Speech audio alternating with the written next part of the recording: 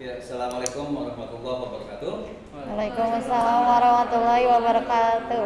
Selamat bertemu lagi dengan saya, Dr. Surya MPD, dalam mata kuliah Kebijakan dan Inovasi Pendidikan. Nah, kita sudah paham betul, sebelumnya kita sudah membahas apa itu inovasi, apa itu pendidikan, terus bagaimana karakteristik inovasi, bagaimana proses keputusan inovasi. Sekarang kita akan membahas tentang bagaimana penerapan inovasi dalam dunia pendidikan. Oke, nah inovasi sekali lagi kita bisa dimaknai pembaruan, perubahan, tetapi yang ditandainya hal yang baru. Tapi hal yang baru itu juga bisa untuk memecahkan Masalah. poinnya. Nah,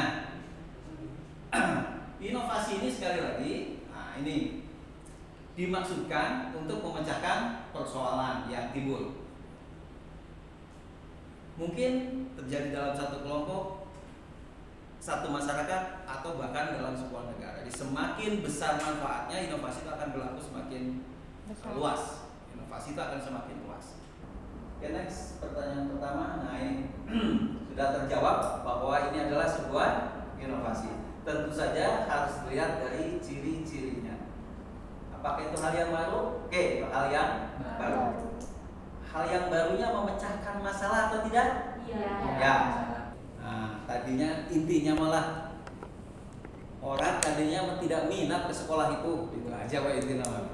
Orang tidak minat ke sekolah itu, tapi kemudian dengan muncul sesuatu hal yang baru yang dilakukan oleh kepala sekolah, maka akhirnya bisa sorotan dunia.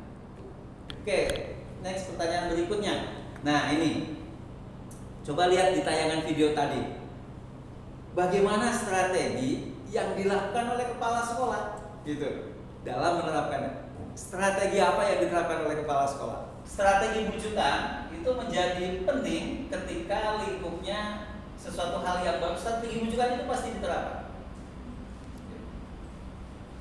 Kepala sekolah tadi apa? Ngobrol dulu dengan gurunya, melihat gurunya, kemudian diberi motivasi gurunya. Tetapi di situ juga ada strategi apa? Paksaan. Lewat apa paksaannya? Apa yang dilakukan oleh kepala sekolah untuk strategi paksaan? Mendisiplinkan dengan cara apa? Sanksi. Secara tidak langsung itu strategi paksaan yang dibuat. Ingat, strategi pendidikan biasanya dilakukan oleh seorang pembaharu, seorang inovator itu untuk jangka waktu yang lama. Nah, kepala sekolah tadi tidak melakukan itu. Kenapa? Karena itu kan dalam waktu 2-3 bulan saja sebenarnya. Pelatihan bukan berarti itu strategi pendidikan. Mungkin itu akibat bujukan dan strategi paksaan. Nah, lihat. Menurut Anda, seberapa penting peran pemimpin dalam menerapkan inovasi di sekolah? Seberapa penting? Seberapa besar pengaruhnya atau seberapa penting peran pemimpin dalam hal ini kepala sekolah dalam menerapkan inovasi di sekolah? Inovasi, apalagi dalam konteks kultur Indonesia, gitu. Peran pemimpin itu begitu besar, terutama dalam menerapkan inovasi. Kalau pemimpinnya itu tadi kata Mas Nadiem tidak fleksibel atau apatis gitu ya, tidak fleksibel, kaku sama aturan, ya sudah. Saya teringat kalau dulu tahun 70-an 80-an itu guru tuh ngajarnya sama, mungkin sampai sekarang juga sebenarnya gitu ya. Oh, ini cooperative learning semua gitu. Kayak yang memang cooperative learning itu segalanya gitu. Kemudian apalagi sekarang yang muncul? Discovery semua. Memang semuanya harus pakai discovery gitu. Kata Mas Nadiem juga apa? Karakter siswa itu berbeda-beda. Tiap tahunnya tentu berbeda-beda, maka guru dituntut untuk bisa beradaptasi dengan itu. Di situ pola pikir untuk berinovasi karena guru dituntut untuk beradaptasi.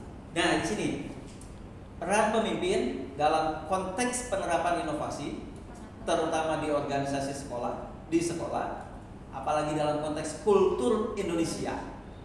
Nah, itu menjadi perannya sangat besar. Seperti yang bisa lihat dalam video tadi, begitu kepala sekolahnya berubah, nah, semuanya. Nah, pertanyaan terakhir, pertanyaan keempat.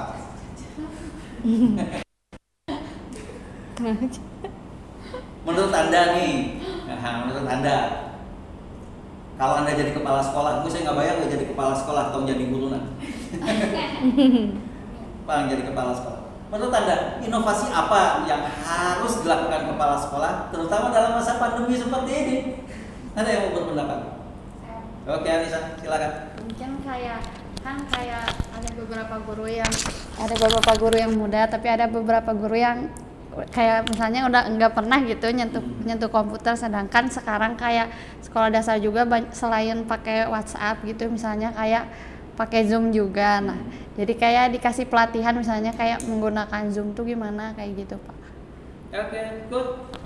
Sekarang dalam konteks guru, apa yang harus dilakukan guru? Inovasi apa yang harus dilakukan guru untuk membuat pembelajaran itu menyenangkan dari sisi masa pandemi seperti ini?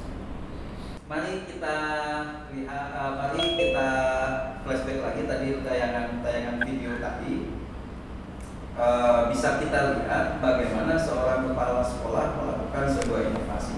Nah, dalam konteks masa pandemi, yang pertama harus dilihat dulu adalah masalah yang muncul bagi kepala sekolah. Nah, ketika masalah itu bagaimana mengontrol guru-gurunya, gitu kan? Nah, bisa dimunculkan inovasi apa? Nah, tadi bagaimana mengontrol guru bahwa guru ini melakukan pembelajaran yang baik dan kan gitu. Oke, kita cukupkan sekian pertemuan kita hari ini. Terima kasih kepada teman-teman yang bisa hadir di sini dan juga kepada teman-teman yang hadir di rumah melalui Zoom. Nanti kita bertemu lagi minggu yang akan datang dengan materi yang lain. Sampai bertemu lagi. Assalamualaikum warahmatullahi wabarakatuh.